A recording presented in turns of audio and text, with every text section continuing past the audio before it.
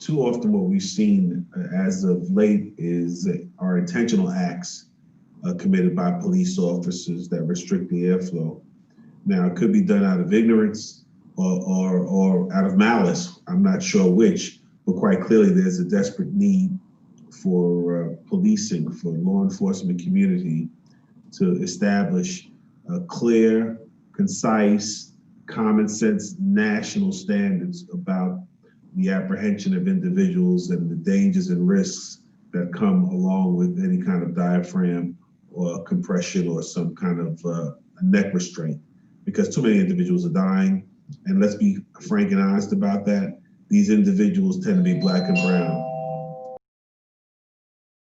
To be on one accord and to minimize the risk of killing individuals unnecessarily or unjustifiably, there ought to be clear national standards, common sense national standards. We can't afford to have standards that are unattainable, if you will, or standards that restrict effective law enforcement, because that's not the objective. The objective and the primary thing of importance is protecting and preserving human life. So one component of an upgrade to training should be clearly instructing and informing officers that that is not true. If you can breathe doesn't mean, if you can speak doesn't necessarily mean you can breathe, because too often we're finding individuals being able to articulate, I can't breathe, and the police officer saying, well, if you can talk, you can breathe, and assuming that to be the fact.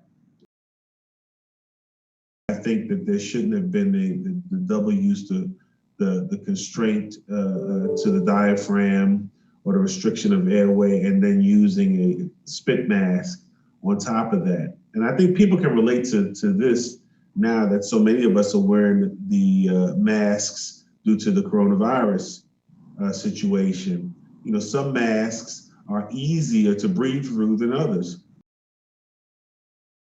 The linchpin to success in fighting crime is the cooperation that you gain from the community.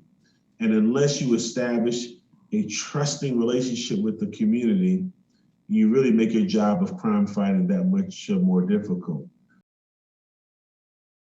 Look, there always has to be clear, concise rules and regulations, and there also should be, just to instill confidence in your law enforcement agency, there has to be openness, transparency that goes on, and that's not the situation right now.